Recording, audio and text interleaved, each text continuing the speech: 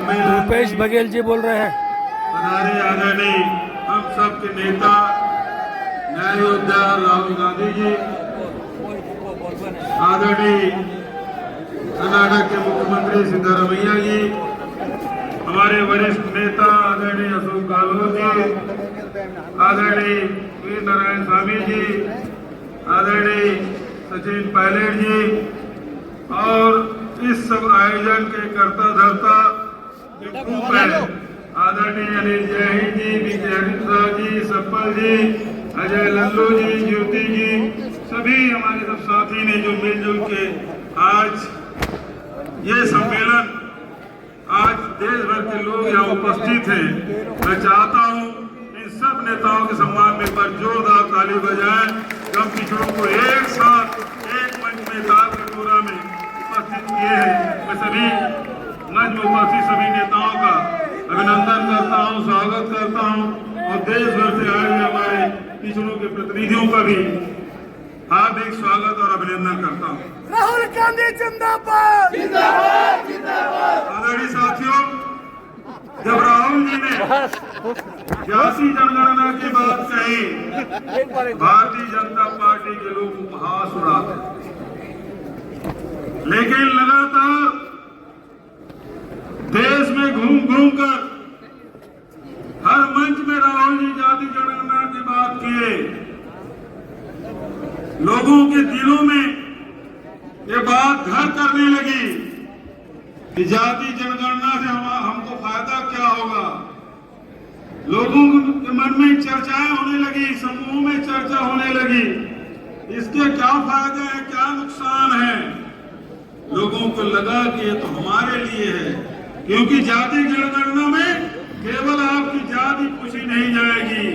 राहुल जी ने कहा कि सामाजिक, आर्थिक, शैक्षणिक, राजनीति में भागीदारी, इस सब की जानकारी ली जाएगी और आने वाले समय में जो वर्ग वंचित हो गया, जो जाति वंचित हो गया, जो व्यक्ति वंचित हो गया है, उस सबको हिस्सेदारी दी जाएगी। और जब यह बात सामने आया कि भारतीय जनता पार्टी के लोगों को बर्दाश्त नहीं हुआ। क्यों बर्दाश्त नहीं हुआ? कि वो धर्म की चाशनी में सबको लपेटकर अपना स्वार्थ सिद्ध कर रहे थे। ये लोग जिस प्रकार से अंग्रेजों ने हिंदुस्तानियों को शोषण किया, जिस प्रकार से आर्थिक रूप से कमजोर किया, जिस प्रकार से शैक्षणिक रूप से कमजोर किया, वही काम आज नरेंद्र मोदी की सरकार कर रही है, भारतीय जनता पार्टी और आरएसएस कर रही है। ये देश कभी सोने का चिड़िया कहलाता था। क्यों? क्योंकि उत्पादक वर्ग का सम्मान होता था। ये जो पिछड़े वर्ग के लोग हैं, यही उत्पादक वर्ग है और यही ताकत भारत की थी, जिसको अंग्रेजों ने खोखला किया। आज नरेंद्र मोदी पूरे हिंदुस्तान को व्यापार बाजार बना दिया है। पूरी दुनिया के लोग यदि बात करते हैं, चाहे चीन बात करे, चाहे अमेरिका बात करे, यदि हमको डराने की बात करते हैं तो केवल व्यापार की बात करते हैं। ये देश उत्पादक देश नहीं रहा, ये केवल बाजार रह गया है। और केवल बाजार ही नहीं, बल्कि आरएसएस और बीजेपी ने इसे नफरत का बाजार बना दिया है। और नफरत के बाजार में एक आदमी पूरी ताकत के साथ यदि आवाज दे रहा है कि नफरत के बाजार में हम मोहब्बत की दुकान खोलेंगे, तो राहुल गांधी।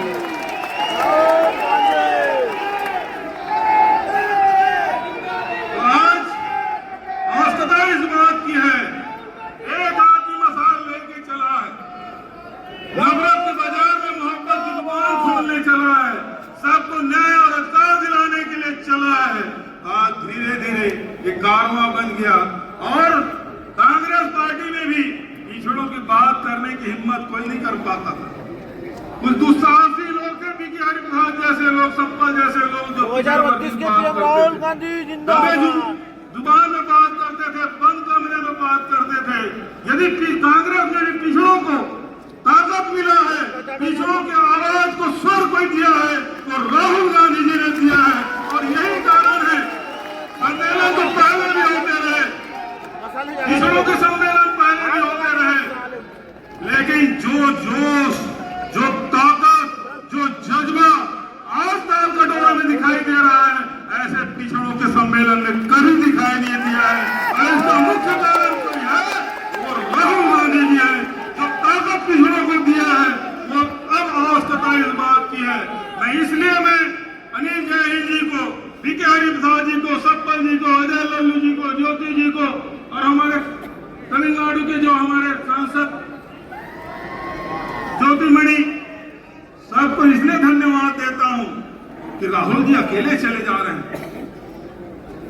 क्या वो अकेले गरीबों के लिए, वंचितों के लिए, पिछड़ों के लिए लड़ते रहेंगे? क्या हमारी जिम्मेदारी नहीं है जिसके लिए वो लड़ रहे हैं? वो हम क्या चुप रहेंगे? दिल्ली में बैठक बुलाई, पूरे देश के नेताओं को बैठक उन्होंने आमंत्रित किया, सबने विचार व्यक्त किया। और दूसरी बैठक आदरणीय सिद्धारमैया जी ने होस्ट किया, हम सबको आमंत्रित किया, एजेंडा बना और वही तय हुआ कि 25 तारीख को ताल कटोरा में सम्मेलन होगा। तो आज जो ताकत राहुल जी ने दिया है, हम पिछड़े वर्ग के लोग नासुकरे नहीं हैं। हम आपको बताना चाहते हैं, इस मंच के माध्यम से, सदन के माध्यम से बताना चाहते हैं कि राहुल जी आपने जो संघर्ष किया, जो रास्ता चुना, वो हमारे लिए है और हम पूरे पिछड़े वर्ग के लोग राहुल जी के साथ हर कदम से कदम मिला के चलेंगे। मैं आप सबसे निवेदन करना चाहता हूँ, खड़े होकर एक बार राहुल जी का समर्थन करिए। हम संकल्प लेते हैं, हम सब राहुल जी के साथ हैं, इस न्याय की लड़ाई के साथ हैं, हमेशा हम साथ रहेंगे। इन्हीं शब्दों के साथ एक बार जोरदार राहुल गांधी, राहुल गांधी, राहुल गांधी संघर्ष करो, राहुल गांधी संघर्ष करो। जय हिंद, जय Bihar.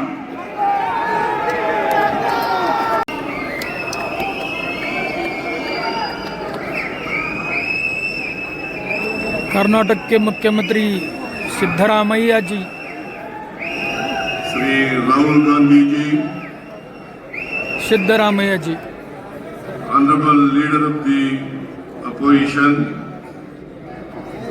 in the Lok Sabha, Shri Anil Jaihind ji, National Chairman of the OBC Department, AICC, the other senior leaders of the OBC on the dais, ladies and gentlemen, friends from the media. Recently,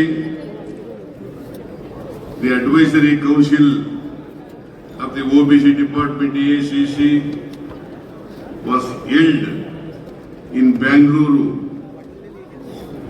in which meeting we have passed 3 resolutions. One among them is Bengaluru Declaration. जय I will OBC, just read the resolution, Bengaluru Declaration. जय OBC, The Advisory Council of the OBC Department of AICC unanimously thanked Nyaya Yodha Rahul Gandhi ji for courageously taking up the cause of social justice for the marginalized sections of our country and for OBC in particular. Rahul ji's steely resolve forced the Modi government surrender to the just and constitutional demand for the caste census in India. On behalf of OBC of India, we all thank Nyaya Yodha. India is destined to realize and achieve the ultimate objective of social transformation leading to social equity in our great nation. We hereby resolve and take oath to continue to fight for justice for all with the flag of our Congress party in our hand under the brave and courageous leadership of our Nyaya Yodha Rahul Gandhi ji.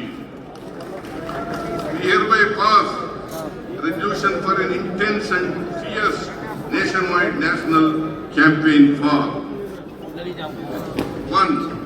National level cash census by the Census Commission of India, officially known as the Registrar General and Census Commissioner, India.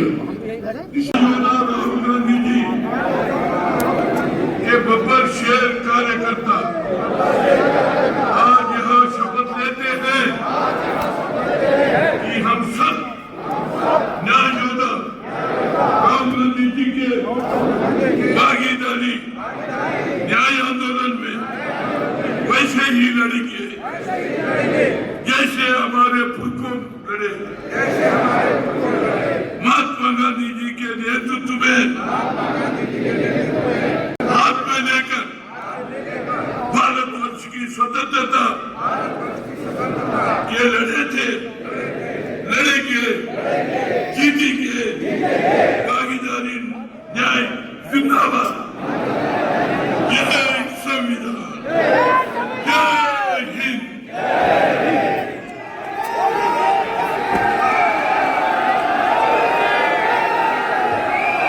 मैं आमंत्रित करता हूं हम सबके नेता जो न्याय योद्धा 140 वर्ष इतिहास में 140 वर्ष के इतिहास में कांग्रेस में कोई नेता ओबीसी के पक्ष में खुल के नहीं बोला है। आमंत्रित करता हूं राहुल जी आपके सामने बोले।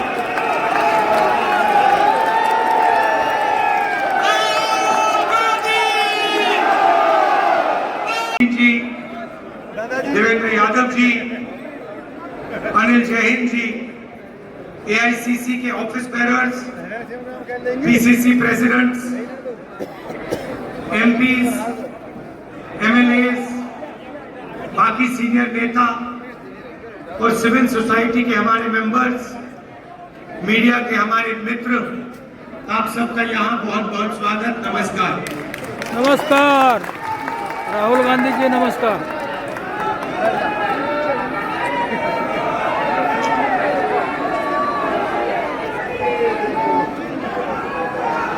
मैंने कहां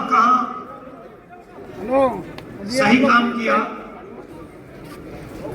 और कहां कमी रही, तो 2-3 बड़ी इश्यूज दिखती है। बैठ जाइए वहीं पर। संविधानीकरण भी किया, नीचे नीचे दिखेगा। मनरेगा किया, भोजन का अधिकार किया, ट्राइबल बिल, न्यायगिरी की लड़ाई लड़ी। भैया नीचे बैठ जाओ, सामने अगर मैं नीचे बैठ जाओ। अपने आप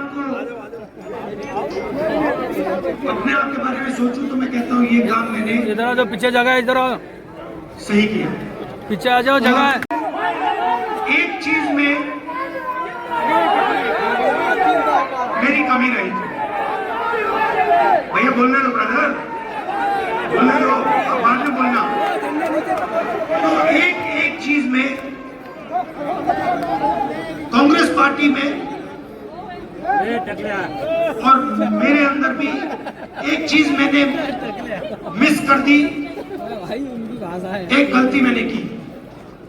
क्या थी? जो ओबीसी वर्ग है उसका जिस प्रकार से मुझे प्रोटेक्शन करना था, इसका कारण उस समय